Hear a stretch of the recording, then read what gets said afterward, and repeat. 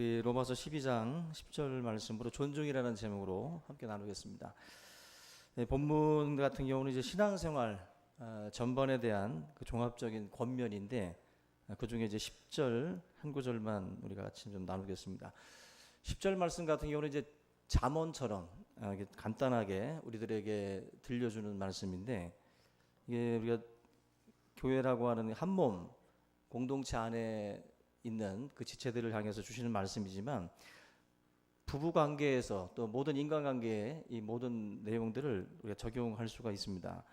관계 중에서 가장 기본적이고 기초적인 관계가 이제 부부 관계인데, 부부는 촌수가 어떻게 되죠? 무촌이죠. 그죠?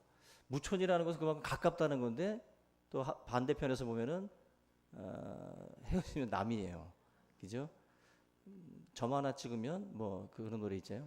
님이라는 단어에 점 하나 찍으면 남 되는 거죠.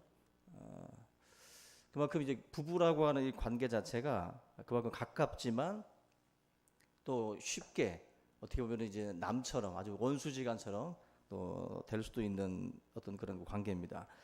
이 부부 관계도 그 제대로 우리가 유지를 하기 위해서는 이 10절 말씀이 굉장히 중요한데, 행복이라고 하는 그 천사가 우리 가정 가운데 머물게 하기 위해서는 바로 이 10절 존중하기를 서로 먼저 하라, 이 말씀을 사실은 인간관계 속에서 가장 기본인 이 부부관계에서도 적용을 해야 될 부분입니다. 그 윌리엄 제임스라고 하는 심리학자가 있는데요, 이분이 인간의 가장 깊은 욕구는 뭐냐, 바로 존중받고자 하는 욕구다 그랬어요. 우리들이 가지고 있는 그 생각들, 욕구들이 다 있는데 그 중에 어떻게 보면 가장 중요한 것 중에 하나가 존중받고 싶은 거예요. 그래서 조금만 우리에게 좀 무시하는 투로다가 말을 하게 되면 굉장히 기분이 상하고 마음이 굉장히 불편하죠. 바로 존중받고 싶어하는 그런 욕구가 있기 때문입니다. 남편도 아내도 또 자녀도 존중받고 싶어하죠. 뭐 아내만 그런 게 아닙니다. 남편도 그런 거고 자녀도 모두가 다 사실은 존중해 줄 때 다들 좋아하거든요. 근데 문제는 뭐냐면 이렇게 존중받고 싶어 하는데 10절 말씀에서 우리에게 얘기하는 것처럼 서로 기다려요. 너가 나를 존중해 주기까지는 나도 너를 막대한다. 그래서 10절 말씀을 성경이 굳이 기록한 이유가 뭘까요? 우리가 먼저 하고 있지 않기 때문에 그래요. 존중받고자 하는 욕구들은 다 있는데 서로 먼저 그것을 실천에 옮기려고 우리가 시도를 해야 되는데, 내가 가만히 기다립니다. 저쪽에서 어떻게 하나 보자. 나에게 해주는 대로 되갚아 주려고 하는 거죠. 그래서 성경은 우리에게 먼저라는 말씀을 해요. 먼저. 너부터 먼저 해라. 대접받고 싶으냐? 먼저 남을 대접하라. 황금률이죠. 근데 그 황금률이 바로 존중이라고 하는 이 부분에서도 똑같이 적용이 되고 있습니다. 그래서 부부가 만약에 경쟁적으로 서로 먼저 존중하려고 한다 한번 생각해 보세요. 그 가정이 어떤 가정이 될까요? 천국이겠죠. 서로 막 존중해 준다. 그죠? 근데 이 경쟁적으로 존중하는 모습이 가정에서는 뭐 찾아보기 힘들고 서로 기다리는 쪽 아니면 서로 무시하는 어떤 그런 그 방향으로 나아가는 경우들이 많이 있습니다. 뭐 저도 그렇고 모든 성도님들이 다 남편도 행복하길 원하고 아내도 행복하길 원하고 자녀도 행복하길 원하잖아요. 그게 다 우리 모두의 바람인데, 성경은 그 모든 행복을 위해서는 서로 먼저 하는 게 있어야 된다. 이게 존중만이 아니겠죠. 존중이라고 하는 것만이 아니라 모든 부분에서 기다리지 말고 먼저 하려고 하는 그 시도가 있을 때 그 가정이 천국이 될 줄로 믿습니다. 상대방을 높이는 것, 그리고 귀중하게 여기는 그 마음이 존중이잖아요. 이제 서로를 귀하게 여기고 존중하는 마음들, 높이는 마음들. 그 리스펙트라고 하는 이 존중, 리라고 하는 단어가 이제 다시 리스펙트에서 스펙트라는 게 이제 바라본다. 다시 본다는 거예요. 다시 바라본다. 그동안에 바라보던 어떤 그 각도에서 여러분들이 조금만 다르게 보시면 그분을 존중할 수 있어요. 여러분들이 지금 그 상대에 대해서 존중하지 않는 이유가 있을 겁니다. 분명히. 그리고 그만한 짓을 했을 거예요. 또. 그래서 여러분들이 지금 존중하고 있지 않을 겁니다. 그런데 리스펙트라고 하는 이 단어에 담겨 있는 것처럼 여러분들이 조금 다시 보셔야 돼요. 다른 각도에서 그분을 한번 또 살펴보시기 바랍니다. 인간은요, 얼마나 다양한 측면이 있는지 몰라요. 그렇게 미운 구석이 있다가도 또 어느 편에서는 또 이쁜 구석이 있습니다. 목회자는 이쁜 구석 찾아다녀야 돼요. 그래야 살지, 미운 구석만 쳐다보다가는 제명에 못 죽습니다. 여러분도 마찬가지죠. 성도들 사이에서 관계를 맺을 때 미운 구석이 보이실 겁니다. 미운 구석이. 그죠? 가구점에 가서도 어때요? 뭐 가구 살 때 보면은 흠이 있는 건 대번에 보이잖아요. 그죠? 사람의 흠은 잘 보입니다. 그래서 이 존중, 이 리스펙트라고 하는 이 단어처럼 뭔가 다시 보셔야 돼요. 그 부분만 자꾸 보시지 말고 다른 부분을 또 보셔요. 아, 뒤통수가 이뻤구나. 아, 뭐 옆에 뭐 귓볼이 이쁘네. 목젖이 이쁘네. 어떻게 하든지 찾아보셔야 돼요. 다시 보셔야 돼요. 다른 각도에서, 다른 시각에서 사람을 자꾸 보다 보면 그 사람을 존중할 수 있어요. 그래서 뭐 자세히 본다, 유심히 본다, 또 진지하게 본다, 뭐 그런 뜻이에요. 그냥 어떤 한 사람에 대해서도 그 행동에 대해서 이해를 못하다가 그 가정을 좀 들여다보니까 그 가정의 어떤 그런 그 역사, 그가 살아온 배경을 가만히 살펴보니까 좀 더 진지하게 유심히 보니까 아, 좀 이해가 되죠. 이해가 되면서 그래, 저분이 저렇게 행동했던 게 그런 이유였구나 해서 우리가 그래도 그분의 삶에 대해서 좀 존중해주고 인정해줘야 되겠다라고 하는 이해가 되는 거예요.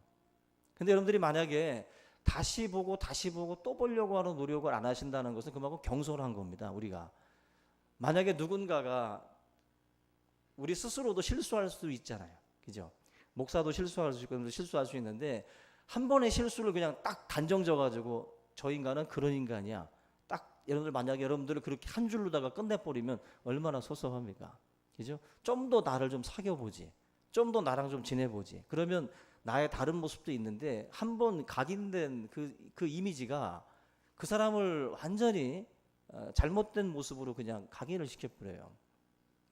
근데 우리는 상대방을 볼 때 그분이 어떤 실수를 했을 때 그거로 끝나지 말고 한번 또 살펴보고 좀 더 생각해 보셔야 돼요. 그러다 보면 우리가 이해하지 못했던 부분들에 대한 이해가 이루어지게 될 줄로 믿습니다.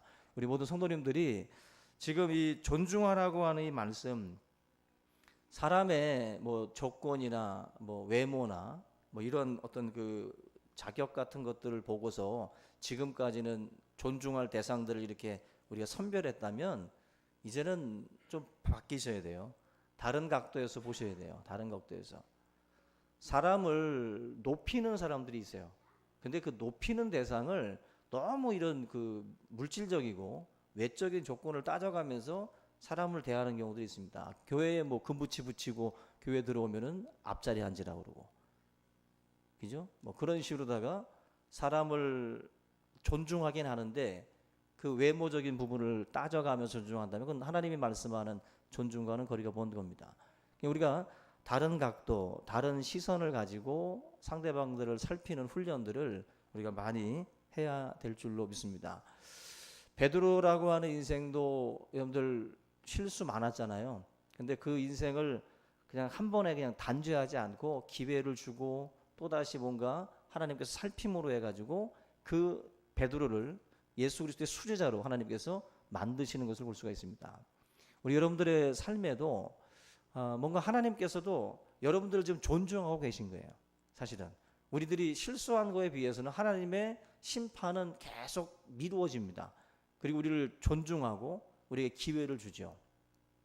탕자가 돌아왔을 때도 하나님은 그 아버지는 좋은 신발 신기고 좋은 옷 입히고 좋은 송아지 잡아서 잔치합니다. 존중하는 거예요. 돌아온 자식을. 우리가 이런 하나님의 그 마음처럼 성도들의 삶에도 이런 서로를 좀 더 자세히 살펴보는 그런 노력들을 우리가 함께 가져볼 수 있기를 주의 이름으로 부탁을 드립니다. 그 나태주 시인의 그 풀꽃이라는 시가 있어요. 굉장히 유명하고 간단합니다. 오늘 여러분들 금방 외우실 거예요. 그 풀꽃 자세히 보아야 예쁘다. 오래 보아야 사랑스럽다. 너도 그렇다. 이게 다예요. 예. 자세히 보아야 예쁘다. 오래 보아야 사랑스럽다. 너도 그렇다. 풀꽃인데 자세히 볼수록 오래 볼수록 더 예쁘고 더 사랑스러워진대요. 어떤 인간은 또 그러지 않죠. 자세히 보면 볼수록 아주 속 뒤집어 놓는 사람들도 있습니다. 간혹. 근데 다는 아니에요.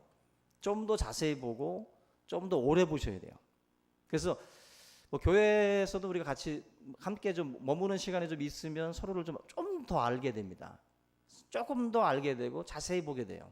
그러면서 성격도 파악되게 되고 서로 간에 그런 어떤 그 모습들 굉장히 아주 그냥 빈틈없어 보였는데 백치미가 있네.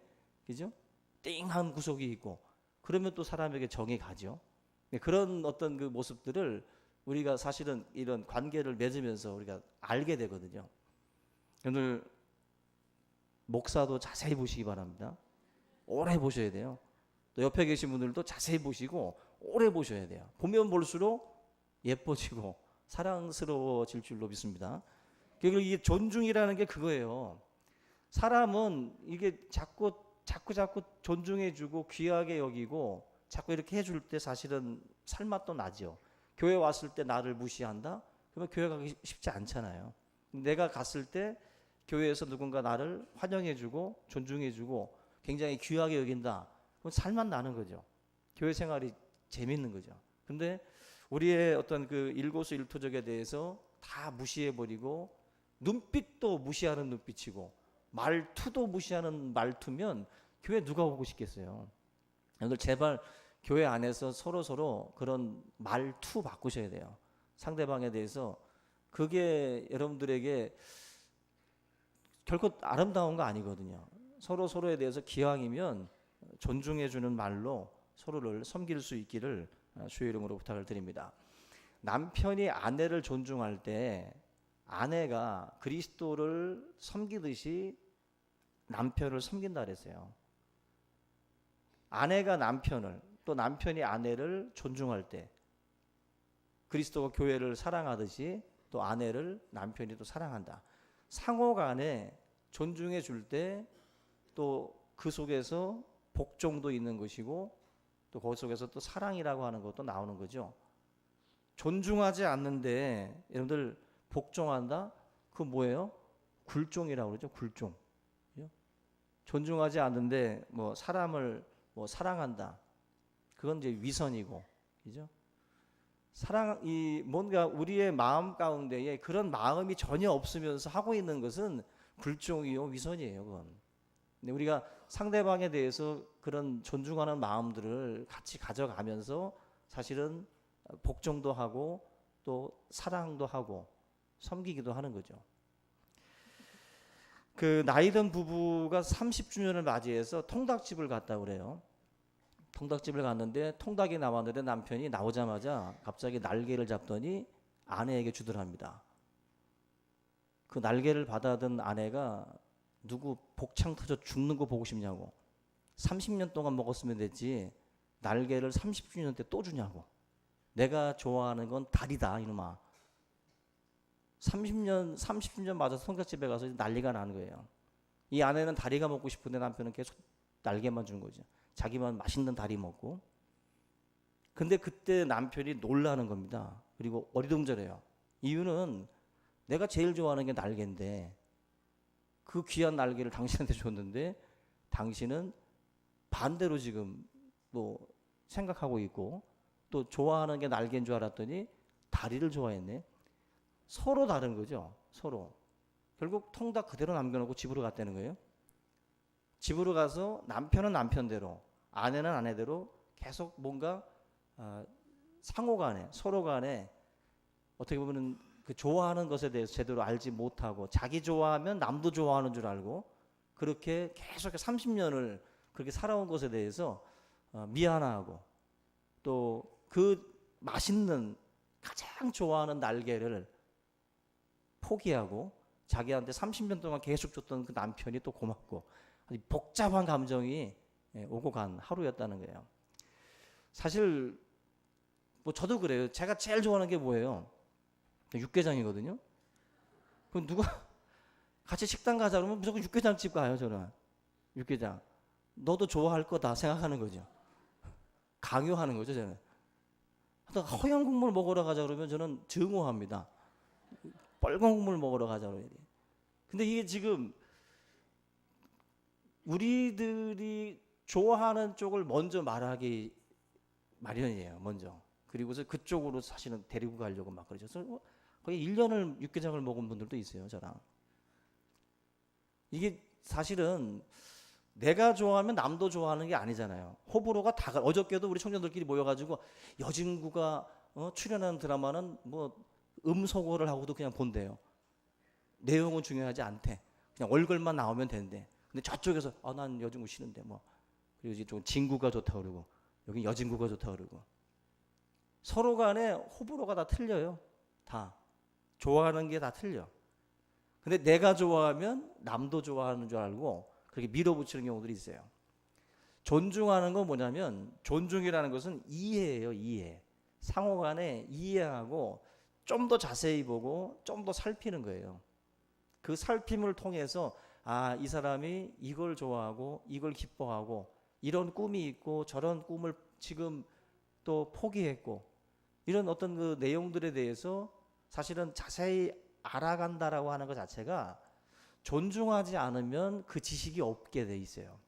여러분들 지금 우리 성도들끼리 서로 간에 지식이 있잖아요. 한 몇 년 동안 같이 있었기 때문에. 근데 그 지식이 다가 아닌 줄로 아셔야 돼요. 그게 다가 아닙니다. 우리가 좀 더 그분을 존중하면 좀 더 깊이 알게 되실 거예요.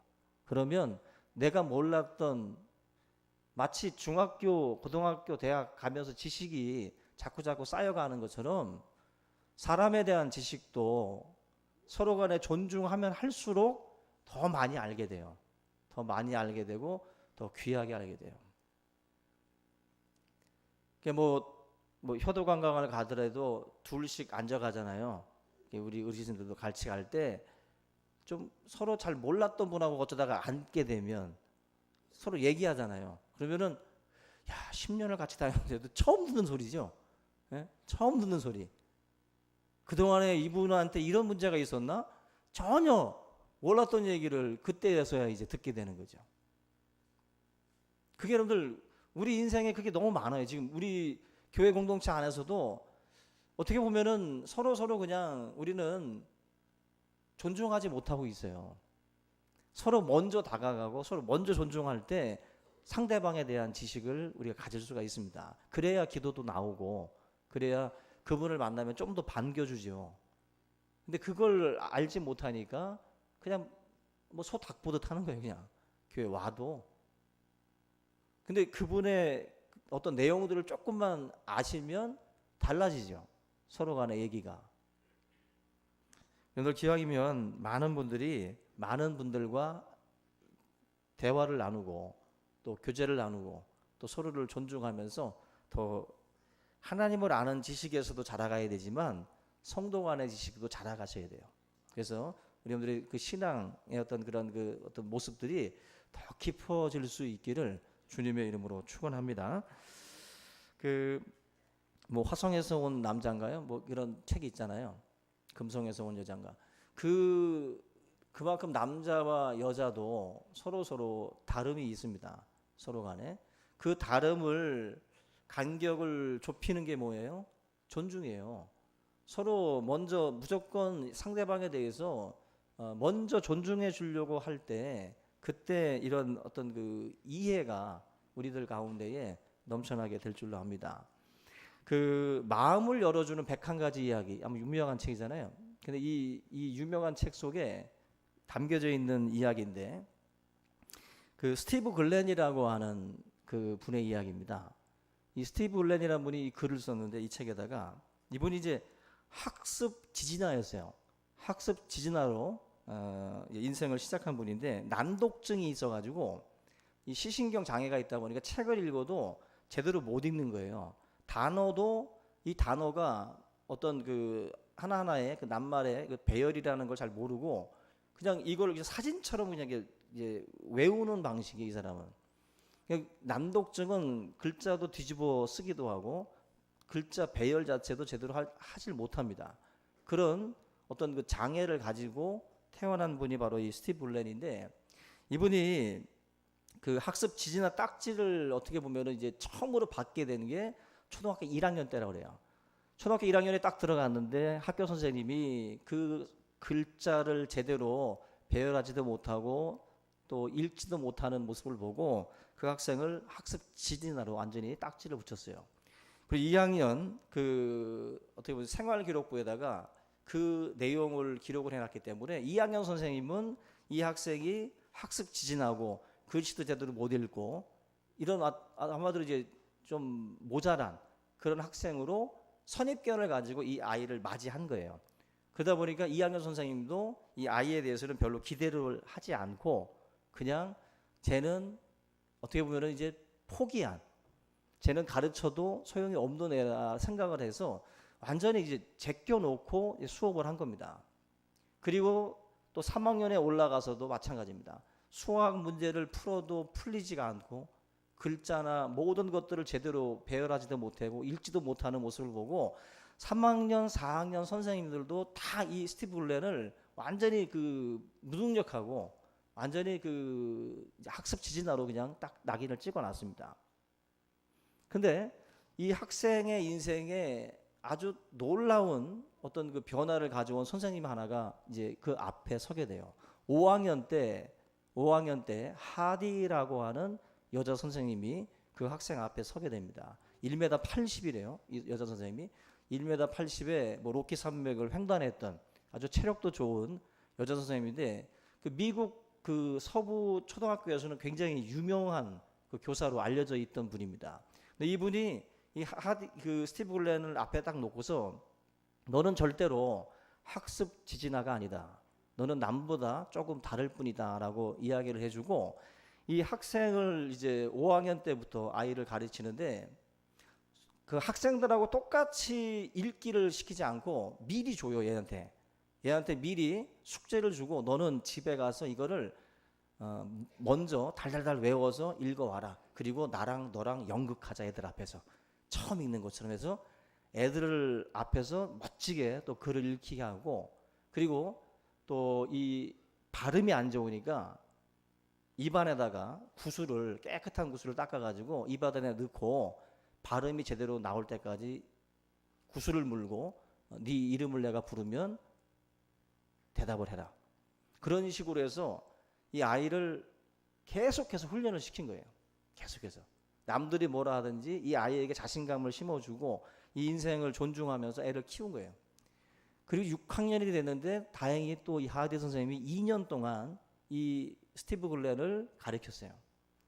그리고 나서 이제 이 학생이 어느 정도 이제 궤도에 오르고 난 다음에 이제 졸업을 하고 이제 편지만 주고받으면서 선생님과 관계를 계속 유지하고 있었는데 거의 선생님하고 한 1000마일 정도 떨어져 있었다고 합니다. 한 30년의 세월이 흐른 뒤에 선생님이 말기 암으로 투병 중이라고 하는 그 소식을 받고 이 스티브 블렌이 얼마나 선생님이 자기에게 많은 수고를 아끼지 않았습니까? 그 은혜를 생각해서 아무리 멀어도 내가 선생님 마지막 임종하시는 모습은 내가 가서 봐야 되겠다 생각을 해서 선생님이 지금 얼마나 외로우실까, 혼자서 말기암으로 얼마나 힘들까 생각을 해서 비행기를 타고 달려갔어요.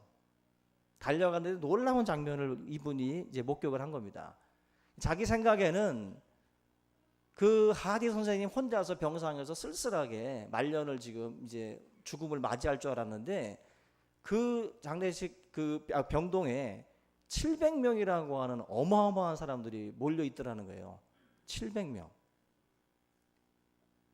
도대체 이 700명이 도대체 누군가를 보니까 이 700명 구성원 중에 뭐 미국 상원의원도 한 3명 정도 있었고 또 기업체를 운영하는 회장들 뭐 굉장히 상위 클래스에 있는 사람들이 다수였다는 거예요. 그 멤버들 중에 700명 중에 4분의 3이 누구냐면은 하디 선생님이 5학년 때 담임을 했던 학생들이에요. 그리고 그 학생들 700명 중에 4분의 3이 바로 학습 지진아로다가 낙인이 찍혔던 아이들입니다. 그 아이들을 이 하디 선생님이 다 그렇게 키운 거예요. 그러니까 스티브 글램만 그렇게 키운 게 아니라 700명 중에 4분의 3이라고 하는 그 학생들도 이분의 그 학생들에 대한 존중을 통해서 아이들이 자신감도 심어주고, 그래서 그 학습 능력을 키워가지고 아이들을 제대로 된 그 자리까지 인도하신 분이에요. 결국 자기 생각과는 다른 거죠.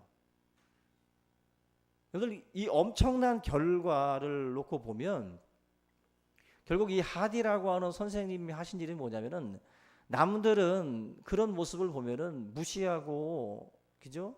또 제껴놓고 그렇게 상대방에 대해서 생각을 할 텐데, 이분은 그 사람을 존중하는 거예요. 그 인생을 존중하고 그의 안에 담겨져 있는 무한한 그 능력들을 끌어내겠다라고 하는 마음으로 다시 보고 다시 보고 자세히 보고 진지하게 본 거예요. 그러면서 그 인생을 끌어올려 주신 겁니다. 끌어올려 준 거예요. 저와 여러분들의 삶에도 어떻게 보면은 우리가 지금 놓치고 있는 사람들이 있어요. 하디 선생님처럼 뭔가 이렇게 좀 우리가 조금만 붙잡아주고 조금만 존중해주고 조금만 우리가 푸시해주면 얼마든지 치고 올라갈 수 있는 인생인데, 한없이 지금 막 깡통 쭈그러들듯이 그냥 쭈그러져 가지고 한없이 자기 자신을 비참하게 여기는 분들이 있어요. 주변 환경이 그 인생을 존중하지 않고 자꾸 깔아 뭉개니까 자기 자존감이 한없이 뭉개져 있는 인생들이 많습니다. 그런 사람들을 사실 우리 성도들은 찾아내야 돼요. 찾아내서 그들에게 가서 당신은 하나님의 작품이다. 하나님의 작품이다. 당신 인생은 하나님의 형상이다. 말씀을 해줘야 돼요. 하나님이 귀하게 당신 손 안에 있는, 하나님이 기르시는 어린 양이라고 우리 아까 교동문에도 나오죠. 그 인생을 하나님의 작품으로, 하나님의 소중한 계획이 있는 인생으로 우리가 자꾸 심어주고 그 속에서 뭔가를 끄집어내줘야 돼요. 자꾸. 그 끄집어내주려면은 자세히 봐야 됩니다. 유심히 봐야 돼요. 절대로 하나님 이 땅에 버려진 인생은 없어요. 이 땅에 그냥 버려져서 떨어진 인생이 없고 다 사명을 갖고 태어난 겁니다. 다. 볼펜 한 자루도 다 목적이 있잖아요. 예? 여러분들이 이 땅에 오신 목적이 다 있어요. 그 사명이 있다고. 그걸 찾아내서 그 인생을 세워주는 것이 사실은 우리 성도들이 할 일인 줄로 믿습니다. 우리 교회 공동체 안에 한 영혼도 낙오하는 자가 없고 서로 존중해 줌으로 서로 세워가는 그런 믿음의 공동체가 될 수 있기를 주님의 이름으로 축원합니다. 우리 시간 오늘 말씀 우리 함께 붙들고 우리 통성으로 기도하겠습니다. 살아계신 하나님 아버지 감사합니다. 우리를 귀하게 여기시고 우리를 긍휼히 여기셔서 하나님의 백성 삼으시고 하나님의 자녀 삼으시며 주님의 귀한 또 사명의 자리로 인도하여 주신 아버지 하나님, 하나님께서 우리를 존중하듯이 우리 또한 우리 인생들을 서로 존중하며 그 속에 있는 것들을 또한 아버지 하나님 우리가 끌어낼 수 있는 아버지 하나님이여 그런 눈을 갖게 하여 주시옵소서. 우리의 시선이, 우리의 시각이 바뀔 수 있게 하시고 아버지 하나님이여 한 생명 한 생명 우리가 더욱더 자세히 보게 하시고 또 우리가 귀하게 여기게 하셔서 우리가 이 모든 하나님의 백성들을 참으로 믿음 안에서 세워갈 수 있도록 인도하여 주시옵소서. 참으로 하나님 아버지 개바였던 아버지 베드로를 반석과 같은 믿음으로 인도하신 것처럼 우리 아버지 하나님 내면 속에 있는 우리의 아버지 무한한 또 잠재력들을 또한 우리가 발견할 수 있도록 인도하여 주시고 예수 그리스도 안에서 우리가 하나님 앞에 영광을 돌릴 수 있도록 도와주시옵소서. 우리 중심교회가 서로를 존중하고 또 귀하게 여김으로 하나님 이 교회를 통해서 우리의 아버지 자존감이 세워지게 하시고 아버지 하나님 한없이 무너져 있는 우리의 모습들이 회복이 되게 하셔서 오직 하나님께 영광을 돌릴 수 있도록 인도하여 주시옵소서. 주님 감사합니다. 축복해 주시옵소서. 하나님 감사합니다.